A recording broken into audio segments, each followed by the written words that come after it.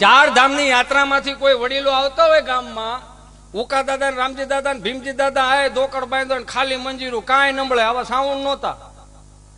5-5 કિલોના તમને કહો અબીલ ગુલાલ ઉડતા હોય. ઈ ગામડાની મર્યાદાઓ હાચવી રાખી, પરંપરાઓ હાચવી રાખી. આજના યુવાનોને હાથ જોડીને એ કહું કે રામજી મંદિરે જાવ ને તો ખાલી નંદભયો કરવા ન જવું. આ ઇલેક્ટ્રોનિક નગારા આવી ગયા એનું રીઝન હું આપણે જવાનું બંધ કરી દીધું. એટલે ચાર ધામની યાત્રામાંથી કોઈ વડીલ આવતા હોય. આ મારા ઘરની વાત કરું. મારું ગામ ધારીની બાજુમાં કોઠાવાળા પીપરિયા છે. એટલે હું તમને બધાને હાર્દિક આમંત્રણ પાઠવું છું. ક્યારેક તમે છે ને અમારા સત્તાધાર દર્શન કરવા આવો, અમારે ચલાળા દાન મહારાજના દર્શન કરવા આવો, અમારા તુલસીશ્યામ દર્શન કરવા આવો, અમારી ગીર ફરવા આવો અને ત્યાંના હાવે જોવા આવો. તમારા ખર્ચે આવો, તમને બહુ મજા આવશે. તમારા ખર્ચાનું જ કહું ને, હું ક્યાં ભેળો કરું. એમાં રામજી દાદા ને ઉકા દાદા તમને કહું દોકડ બાંધીને જે હામૈયા કરવા જતા હતા, એ કેવા દેશી હામૈયા.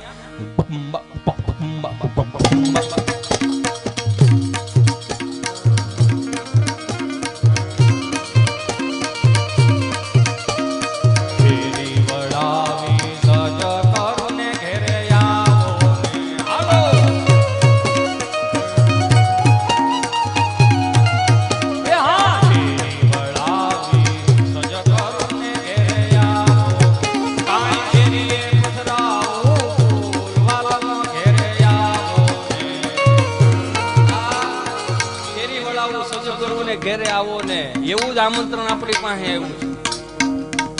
મોગલધામ ભગોડા પાટોત્સવમાં 11/5/2025 ના રોજ સર્વ ધર્મ પ્રેમી જનતાઓને આપણે બધાને અહીંયા માના દર્શન કરવા જવાના છે, માના આશીર્વાદ લેવા જવાના છે. અને એવો સુંદર મજાનો પાટોત્સવ આવતો હોય મારા બાપ, તો આપણને બધાને હરખ થઈ અને હાલી જવું હોય ને હાલે. પણ એક હાથ જોડીને પ્રાર્થના કરું, નિસ્વાર્થ ભાવે જાવું, નિસ્વાર્થ ભાવે જાઓ. કઈ આપો તો ઠીક છે, નો આપો તોય આ દેહાણની જગ્યાઓ તો જોવો બાપુ. હે એ 20 રૂપિયાનું શ્રીફળ લઈ જાઓ, ખાલી 20 રૂપિયાનું શ્રીફળ, ને એક શ્રીફળ ફોડીને આવો અને 8 જણા કરીને વી આવો. સમજાય ને બંધ 10 જણા જવાનું, ખાલી 20 રૂપિયાનું શ્રીફળ, એક શ્રીફળ બધી અને મજા આવી ગયો. બે હાથ જોડીને કહું, આવા આપણા ઉત્સવો આવે છે ને એને મન ભરીને ઉત્સવો મનાવો મારા બાપ. મને માફ કરજો, હોળી ધૂળેટી આવે ત્યાં આપણને વાંધો આવે, ફટાકડા કે ફૂટે છે, પ્રદૂષણ થાય છે, આ છે ને તે છે, આપણને જ વાંધો આવે. બીજા અમુક હું કરીને ખાઈ જાય છે. એ તો જોવો મારા બાપ, આપણો ધર્મ છે મોજથી ઉજવો મારો બાપ. શેરી વળાવી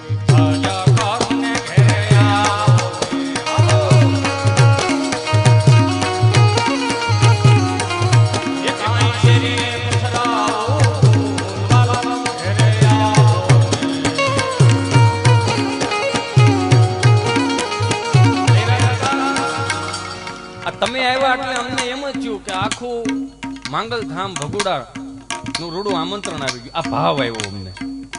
આ હું કામ રૂબરૂ આવ્યા ને કહી ગયા એટલે મજા આવી ને. આ હવે વોટ્સઅપ આવી ગયા છે.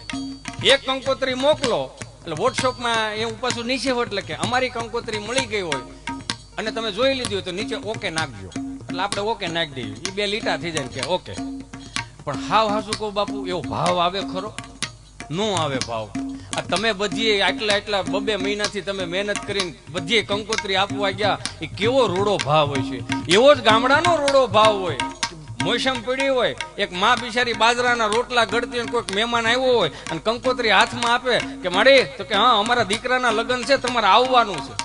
તો કે બાપા અમે તો 25 જણાનું ટોળું, અમે કેમ આવી શકી? એક 25 જણા હોય તમે ગમે એટલો આવી દેજો નહીં. તો માડી શું કે ખબર કે બાપા તમારે તો હાવ એક ખોબા જેવડું મકાન, એમાં ક્યાં હાસો છો? તો એને કીધું ઉતારા દેશો ઓરડાને વાલાયા.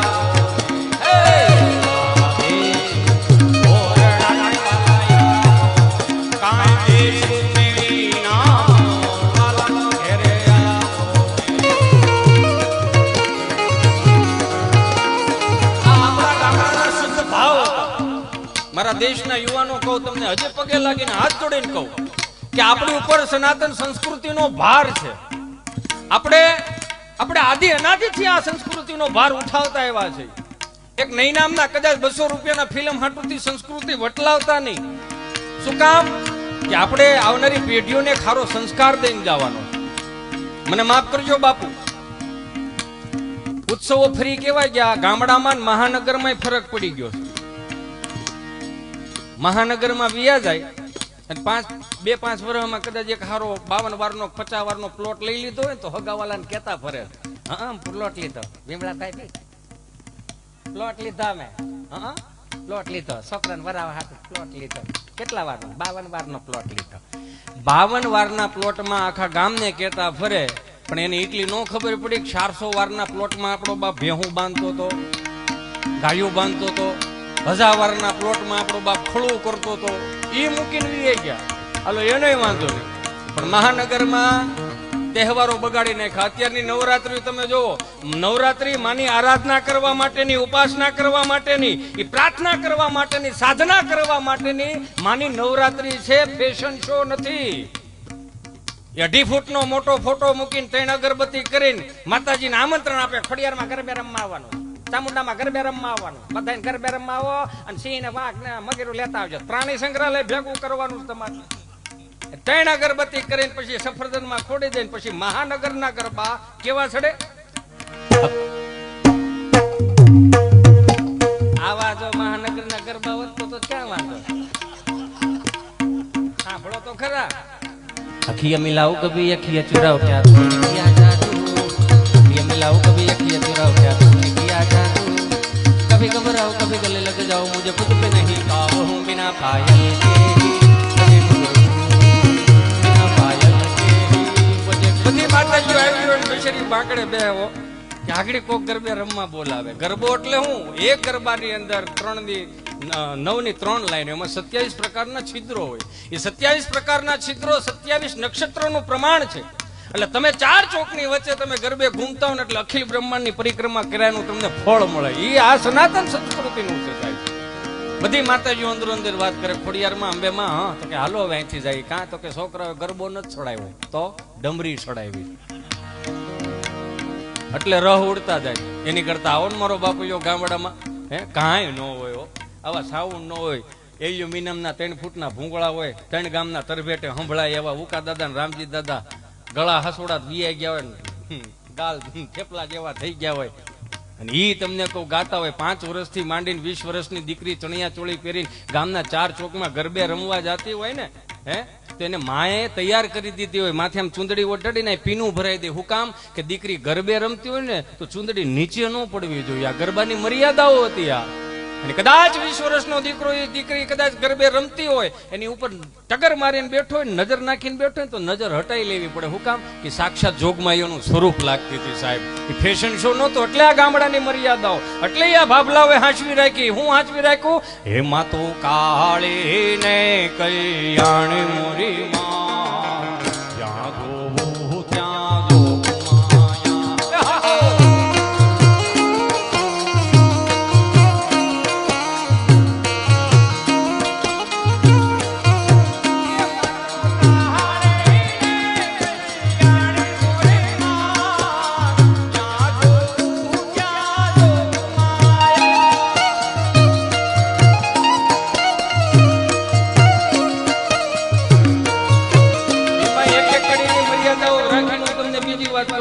બોલાવે ગરબે રમવા આવે તો સોનલ ગરબો સિરે અંબે માં હાલો ધીરે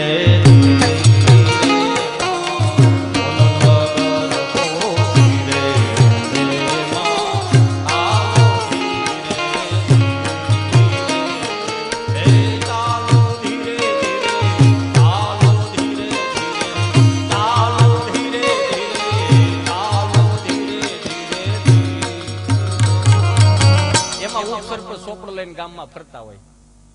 રાસ ગરબા હોય ને ગામમાં, ગરબી મંડળો આમ સોપડો લઈને પણ હાલો ઉકા દાદા કેટલા લખાવાના, હાલો ભીમજીભાઈ, હાલો જેઠાભાઈ, પછી આમ સોપડો આવે, પછી આમ માઇકમાં આવે